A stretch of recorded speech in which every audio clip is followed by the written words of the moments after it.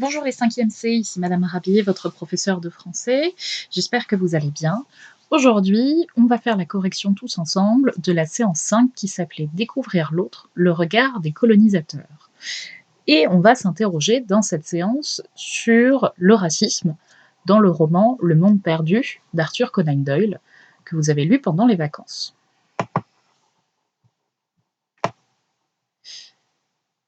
Grand 1, les grandes découvertes et leurs personnages secondaires.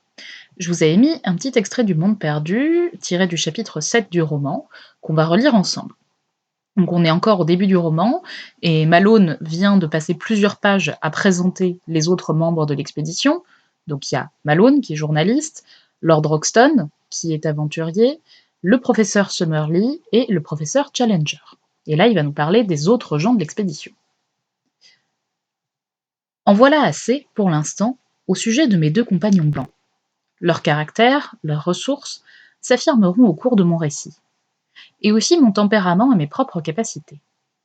Mais nous avons enrôlé des gens qui joueront peut-être un grand rôle dans l'avenir. D'abord, un gigantesque nègre, appelé Zambo, un Hercule noir, aussi plein de bonne volonté qu'un cheval, et à peu près aussi intelligent. Nous l'engageâmes à Para, sur la recommandation de la compagnie maritime. Il avait servi sur ces vapeurs, et il avait appris un anglais hésitant. Ce fut également à Para que nous embauchâmes Gomez et Manuel, deux métis originaires du haut du fleuve, et qui venaient de le descendre avec un chargement de bois. C'étaient deux gaillards au teint boucané, barbus et féroces, aussi actifs et nerveux que des panthères. Ils vivaient dans la région supérieure de l'Amazone que nous devions justement explorer, ce qui décida Lord John Roxton à les engager. L'un d'eux, Gomez, présentait cet avantage qu'il parlait un excellent anglais. Ces hommes devaient nous servir de serviteurs, personnels. Ils rameraient, ils feraient la cuisine, ils nous rendraient tous les services que nous pouvions attendre d'une rémunération mensuelle de 15$. De plus, nous enrôlâmes 3 Indiens Mojo de Bolivie, à la pêche et à la navigation. Leur chef fut baptisé par nous Mojo, d'après sa tribu, et les autres reçurent le nom de José et de Fernando. Donc, 3 blancs, 2 métis, un nègre et 3 indiens constituaient le personnel de la petite expédition qui attendait à Manaus de connaître ses instructions avant de procéder à sa singulière enquête. Alors, que pouvait-on penser de la manière dont Malone présente les autres membres de l'expédition ? Alors, on voit qu'ils vont embaucher 6 personnes pour leur servir de serviteurs pendant l'expédition. On a Zambo, le nègre. Alors aujourd'hui, le mot nègre est connoté de manière extrêmement péjorative, c'est une insulte pour parler d'une personne qui a la peau noire, mais à l'époque, c'est comme ça qu'on désignait les gens à la peau noire. On a donc Zambo, Gomez et Manuel, qui sont 2 métis, et 3 Indiens qu'ils baptisent Mojo, José et Fernando. Et on remarque dans cet extrait, dans cette présentation des personnages, on sent bien que Malone se sent un petit peu supérieur à ces gens-là, et qu'ils ont quelques préjugés racistes. Déjà, on voit qu'ils les payent assez peu, que les gens qu'ils embauchent sont clairement dans la position de serviteurs. Ils les comparent à des animaux, ça, on va y revenir, et ils ne prennent même pas la peine, surtout, d'apprendre leurs prénoms pour les derniers. Regardez les Indiens Mojo. On nous dit que leur chef fut baptisé par nous, Mojo. Donc ça veut dire que les Indiens, ils leur ont même pas demandé quel était leur prénom. Ils leur ont donné des prénoms plutôt que de s'embêter à tout simplement leur demander quel était le leur. Donc, on voit clairement là une attitude condescendante vis-à-vis des gens qu'ils engagent. Et même auprès de Zambo, dont on sait que Zambo va quand même beaucoup les aider, va devenir leur ami au fur et à mesure de l'aventure. Zambo, à quoi est-il comparé, ligne 4 ? Il est comparé à 2 choses. Il est d'abord comparé à un Hercule noir, ce qui veut dire que c'est un Hercule. Hercule, c'est un personnage de la mythologie grecque qui est réputé pour sa force surhumaine. Donc en le comparant à un Hercule, on est en train de dire que Zambo est extrêmement fort, est extrêmement musclé. Mais on nous dit qu'il est aussi plein de bonne volonté qu'un cheval. Donc Zambo est fort, certes, mais ce qui va les arranger, nos explorateurs, c'est surtout qu'il est de bonne volonté, comme un cheval. Donc, on voit que là, ils le traitent comme un animal. Ils ne le considèrent pas mieux qu'un animal qui va leur être utile par sa musculature pour faire des travaux physiques. Parce qu'ils nous disent très clairement qu'il a la bonne volonté d'un cheval et il est à peu près aussi intelligent. Donc là, on est bien face à des préjugés racistes. On peut voir à la ligne 9, en parlant des deux métis, Gomez et Manuel, il les compare aussi à des animaux, aussi actifs et nerveux que des panthères. Alors certes, on pourrait penser une panthère, c'est peut-être une meilleure comparaison, mais encore une fois, ils comparent les gens de leur équipage à des animaux, et non pas. Donc du coup, c'est comme s'ils ne les considéraient pas vraiment comme des êtres humains. Quelle langue parlera-t-on dans le groupe? Eh bien, pensez-vous, les explorateurs ne vont surtout pas s'embêter à parler espagnol ou à parler la langue des Indiens d'Amazonie. Les explorateurs sont anglais, ils continueront donc à parler anglais. D'ailleurs, on voit que Zambo, on nous dit, il avait servi sur ses vapeurs. Alors les vapeurs, qu'est-ce que c'est? C'est un bateau à vapeur, bien évidemment. Et il avait appris un anglais hésitant. Donc Zambo parle anglais, et on nous dit clairement que Gomez, l'un des métis, présente cet avantage qu'il parlait un excellent anglais. Du coup, on voit que les explorateurs n'ont pas du tout prévu de changer de langue et de s'adapter au pays dans lequel ils vont. Ils continueront à parler leur langue natale. Ce sont eux qui vont l'imposer. Revenons sur ces deux métis. Que va-t-il leur arriver 2 chapitres plus tard à ces deux métis? Si vous vous souvenez bien, les deux métis vont briser le pont qui reliait le pic rocheux au plateau que les explorateurs partent explorer, ce qui fait que les explorateurs vont se retrouver coincés. Et alors pourquoi les deux métis font ça? C'est parce que Lord Roxton, l'aventurier de l'expédition, en fait, des années plus tôt, a tué l'un des membres de la famille de l'un des deux métis. Et ils se vengent donc, et ils ont fait exprès d'être embauchés dans cette expédition pour pouvoir se venger de Lord Roxton. Après avoir coincé les explorateurs sur le plateau, souvenez-vous, Lord Roxton en exécute un avec son fusil, il arrive à en viser un, et Zambo, qui lui était resté de l'autre côté, va tuer l'autre, va en se battant avec. Qu'est-ce qu'on peut penser de cette réaction, si vous vous souvenez du chapitre 9? Alors, on peut penser, en effet, que la vengeance de Lord Roxton, elle est légitime. Après tout, ces deux métis font que toute la troupe se retrouve dans une position extrêmement dangereuse, parce qu'ils sont bloqués sur le plateau, donc sa colère est légitime. En revanche, si vous vous souvenez bien, on peut voir que Roxton, à aucun moment, ne montre de quelconque remords face au meurtre de l'homme qui l'a tué des années plus tôt et qui fait qu'aujourd'hui que les métis se vengent. Donc finalement, on le voit aussi pas plus affecté que ça au moment où il va tuer le métis pour se venger. On voit bien que Lord Roxton, finalement, il n'accorde pas tellement de valeur aux vies des gens qu'il tue, et notamment si ce sont des métis, donc pas des Européens. Donc peut-être un signe que Roxton se sent extrêmement supérieur aux autres. Alors, tous ces comportements, ces préjugés racistes, cette manière d'imposer sa langue, de ne pas se remettre en question, aujourd'hui, ça peut nous choquer. Mais il faut bien comprendre que les explorateurs, à l'époque, au XIXe siècle, et surtout donc les explorateurs européens et blancs, ils se comportent comme ça. Parce que les Européens, à ce moment-là de l'histoire, ils ont établi leur domination économique et politique partout dans le monde grâce à des empires coloniaux, qui se sont installés un petit peu partout dans le monde, en Afrique, en Asie, en Amérique du Sud, et ils ont imposé leur pouvoir politique. Ils ont donc l'impression que c'est tout à fait normal qu'ils se sentent supérieurs, puisqu'ils ont pris le pouvoir partout dans le monde. Les autres nations, les autres peuples sont donc là pour les servir.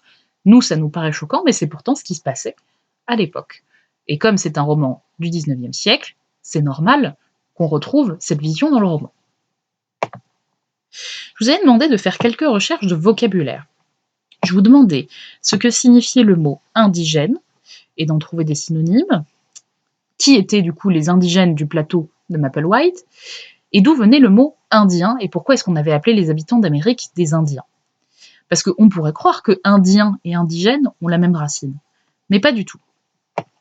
En fait, indigène, c'est un emprunt au latin indigena, qui veut dire originaire du pays, qui est né ici, qui est originaire du pays où il se trouve.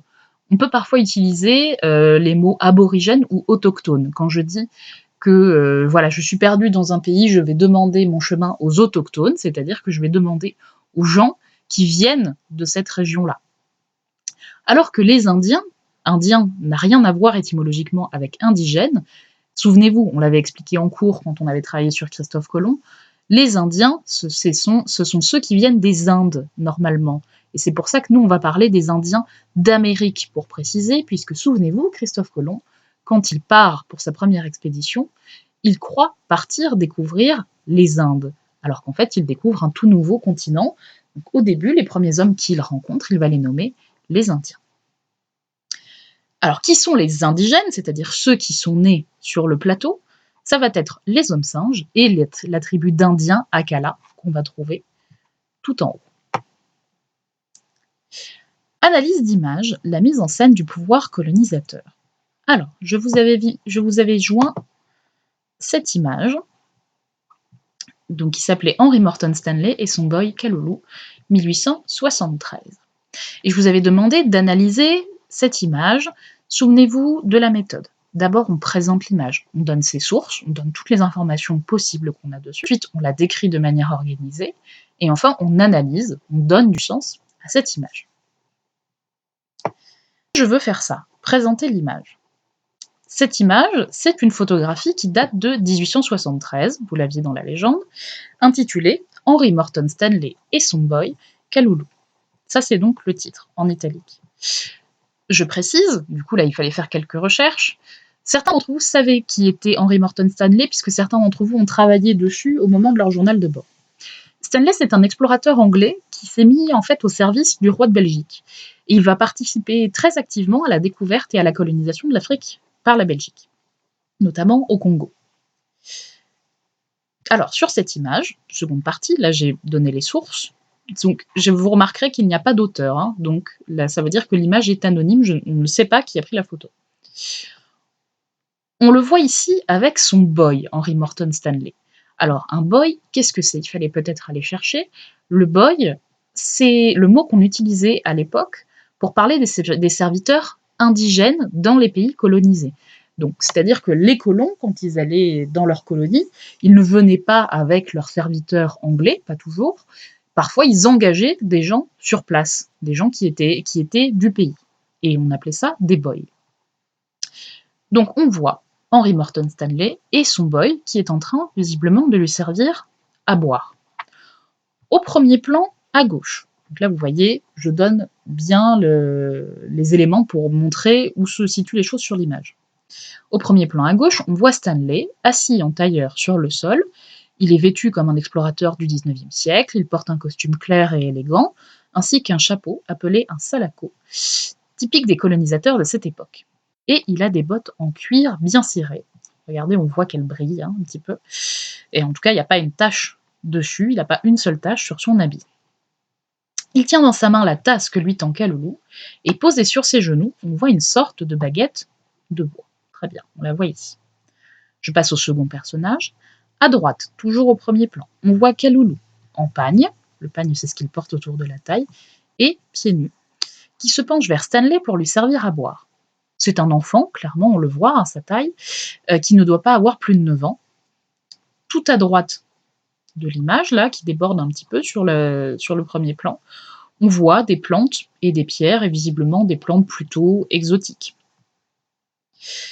Et à l'arrière-plan, si on regarde derrière, on voit un espèce de paysage un peu flou, c'est vrai. On reconnaît quand même des rochers, des arbres, peut-être une cascade, et en tout cas, un pont. Là, j'ai fini de décrire mon image, j'ai dit ce qu'il y avait sur ce que je regardais. Maintenant, je vais analyser, je vais réfléchir au sens que peut avoir cette image. Parce que qu'est-ce que vous remarquez immédiatement entre ces deux personnages-là? C'est le contraste. D'un côté, vous avez le personnage du colonisateur, extrêmement bien habillé. Avouez que pour un explorateur, il est quand même très élégant, et surtout, il n'a aucune tache sur ses vêtements. Hein. Et cette élégance-là, cet habit-là, il tranche avec le dénuement dans lequel se trouve Kalulu. Regardez, lui, il est pieds nus, et il n'est quasiment pas vêtu. Donc il y a un très fort contraste entre l'Européen et l'image qu'on se fait de l'Africain qui n'est pas encore habillé. On voit d'ailleurs ce petit accessoire qu'a Stanley, une espèce de baguette. Alors cette baguette, à quoi elle peut servir? On ne sait pas, mais on pourrait facilement penser qu'il s'en sert pour corriger son boy. Au niveau des rapports de force, on voit très clairement que c'est Stanley qui domine, puisque c'est lui qui est assis en tailleur, c'est lui qui regarde son boy, alors que son boy, lui, est penché vers lui, c'est lui qui est en train de le servir, et il a le regard vers le bas, c'est lui qui travaille. Et là, on va s'interroger sur cet arrière-plan. Pourquoi était-il flou? Peut-être que certains d'entre vous l'ont remarqué, mais en fait, vous voyez clairement le contraste là entre ces éléments devant et cet arrière-plan. L'arrière-plan, c'est un faux, en fait. C'est une toile peinte. Ce qui veut dire que cette photo, elle n'est pas du tout prise en Afrique, comme on aurait envie de le croire, elle est prise en Europe. Ce qui veut dire qu'Henry Morton Stanley est allé dans un studio de photographie, se faire photographier avec son boy. Et pensez-vous, son boy, quand il l'a ramené en Europe, est-ce que vous croyez honnêtement que le petit garçon, il se promenait en pagne dans les villes européennes? Non, il était habillé à l'européenne. Donc ça veut dire que il le déguise en fait en africain et que lui il se déguise en fait en explorateur. Donc cet arrière-plan et le fait que maintenant on sache que c'est une mise en scène, tout à fait, et ben c'est fait pour renvoyer, pour que Henry Morton Stanley puisse montrer que c'est un explorateur, que c'est lui qui a le pouvoir et qu'il est complètement servi par son boy, donc par les populations qu'il a rencontrées et qu'il a colonisées en allant en Afrique. On est donc face à une image qui appartient tout à fait à l'imaginaire qu'on se fait du colonisateur puissant et qui domine les pays dans lesquels il se rend. Voilà pour l'analyse d'image. On continue sur notre grand 2. Un autre extrait du Monde perdu, c'est le moment où, une fois bloqués sur le plateau, souvenez-vous, les explorateurs vont rencontrer des hommes singes, une sorte d'espèce inconnue qu'on ne rencontre que sur le plateau. Les professeurs Challenger et Summerlee vont être enlevés par les hommes singes, et voilà comment les autres le retrouvent. Et il parle là du professeur Challenger en particulier. En un seul jour, ce produit sensationnel de la civilisation moderne s'était métamorphosé en un sauvage de l'Amérique du Sud. À son côté se tenait son maître, le roi des hommes singes. Lord John Roxton ne s'était pas trompé en affirmant que le roi des hommes singes ressemblait au professeur Challenger, avec cette unique différence qu'il avait la peau rouge. Même charpente trapue et massive, mêmes épaules larges, même manière de laisser pendre les bras, même barbe frémissante tombant jusque sur le torse velu. Toutefois, au-dessus des sourcils, le front bas, oblique et le crâne voûté de l'homme singe contrastaient avec le front haut et le crâne magnifiquement développé de l'Européen. Cela mis à part, le roi était une caricature du professeur. J'ai fait une coupure, là les compagnons de Challenger vont attaquer, donc c'est Roxton et Malone qui vont attaquer les hommes singes pour libérer Summerlee et Challenger. Dans l'âme de l'homme moyen, il y a d'étranges replis couleur de sang. Je suis d'une nature tendre, c'est Malone qui parle, et il m'est arrivé bien des fois d'avoir la larme à l'œil devant un lièvre blessé. Mais là, j'étais assoiffé de meurtre. Je me surpris moi-même, debout, vidant un chargeur, puis un autre, puis rechargeant un fusil, puis le vidant, puis rechargeant le deuxième, puis tirant encore, tout en criant et riant. Je n'étais plus que férocité et joie de tuer. Avec nos fusils, nous fîmes un horrible carnage. Donc, Roxton et Malone réussissent à libérer Summerlee et Challenger, et ils libèrent au passage 4 Indiens qui eux aussi étaient sur le point d'être exécutés par les hommes singes, et ces Indiens vont implorer la protection de Challenger et de son groupe. Challenger va prendre le temps d'abord de remercier ses compagnons. Du travail admirable, renchérit Challenger, admirable. Non seulement nous en tant qu'individus, mais toute la science européenne prise collectivement, nous vous devons une immense gratitude pour ce que vous avez fait. Summerlee et moi-même, je n'hésite pas à le dire, aurions laissé un vide considérable dans l'histoire moderne de la zoologie si nous avions disparu.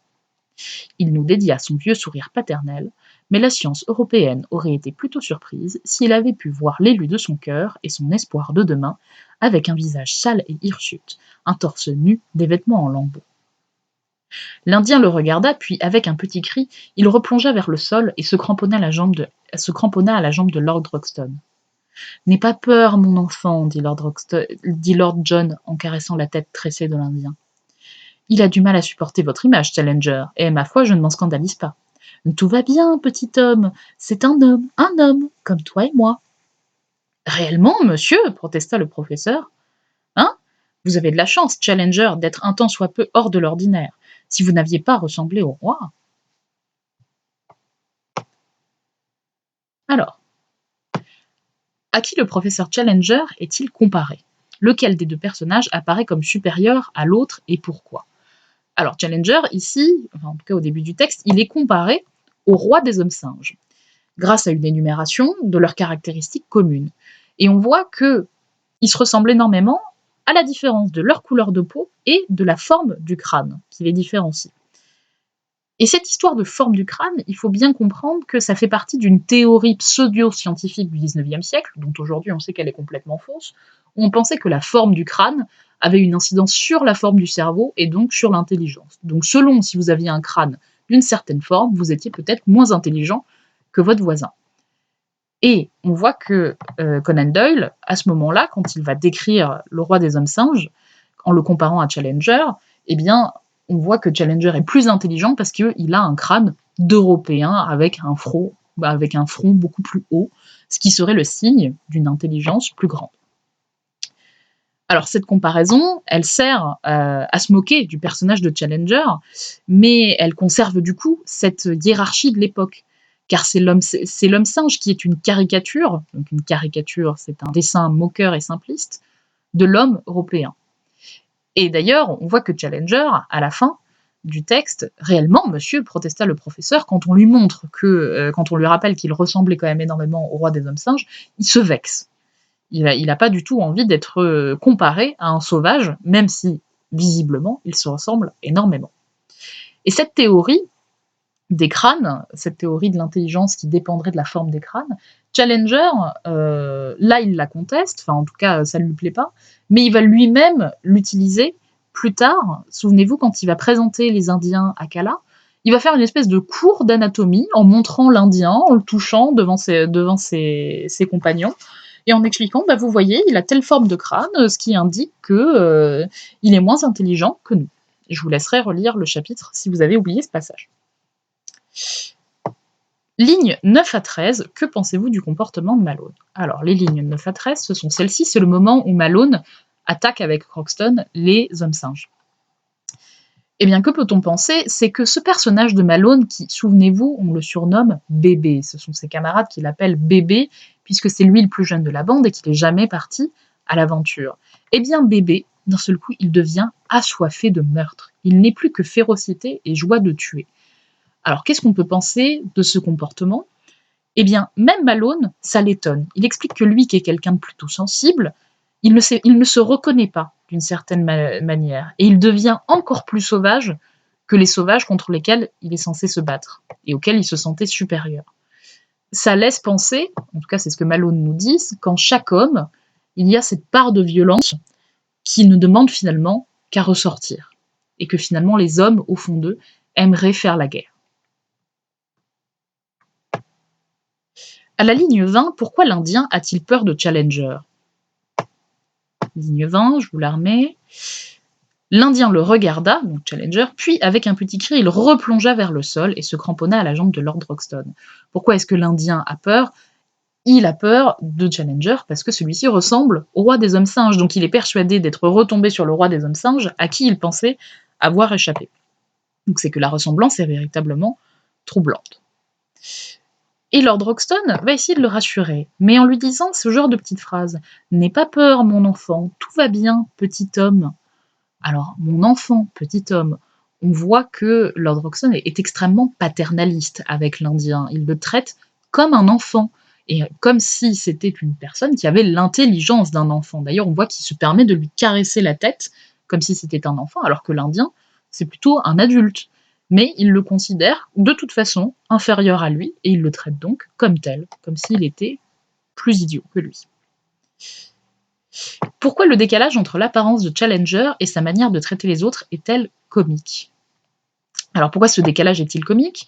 Parce que Donc on nous le décrit comme étant au début absolument hirsute, on nous dit qu'il ressemble au roi des hommes singes, et pourtant lui-même, il se considère comme le parangon de la science européenne, et il explique que s'il était mort, eh ben, toute la science européenne aurait été triste, puisque c'était l'un des plus grands savants de son époque.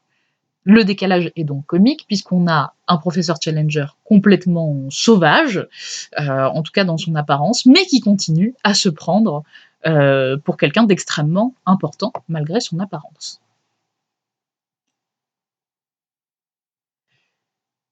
Alors, conclusion, est-ce qu'on pouvait dire que Le Monde perdu d'Arthur Conan Doyle est un roman raciste? Et je vous ai demandé d'argumenter votre réponse en citant des moments précis du livre. Voilà l'avis qu'on pourrait avoir. C'est que dans son roman, Arthur Conan Doyle, il dépeint des explorateurs peu soucieux des peuples indigènes, on l'a vu, et qui ont des préjugés racistes très forts. Ils prennent pas la peine d'apprendre les noms des hommes avec qui ils vont travailler, ils les tuent sans remords, ils traitent les Indiens indigènes du plateau comme des curiosités, ils jugent leur intelligence à la simple forme de leur crâne. Bref, ils se sentent clairement supérieurs aux autres. Et ces préjugés racistes, est-ce que ce sont ceux de l'auteur? Pas forcément, ce sont surtout les préjugés racistes qu'on trouve pendant tout le 19e siècle, où les Blancs européens étendent justement leurs empires coloniaux et imposent leur domination. Alors on voit que Doyle essaye quand même de se moquer un petit peu de ce côté-là, puisqu'il se moque du professeur Challenger quand celui-ci se sent extrêmement supérieur aux autres, en le comparant notamment au roi des hommes singes. Doyle, par là, montre qu'il n'existe finalement pas une si grande différence entre un savant européen et entre un roi des hommes singes au fin fond de l'Amazonie. Pourtant, il faut quand même souligner que Arthur Conan Doyle, ben, ses préjugés racistes, il ne les remet pas vraiment en question. Il joue dessus comme des stéréotypes. Finalement, le colonisateur est lui aussi un stéréotype, mais il ne les remet pas réellement en question. Voilà pour la correction de la séance, j'espère que ça a été clair pour vous, et je vous dis à la semaine prochaine pour la suite de nos aventures.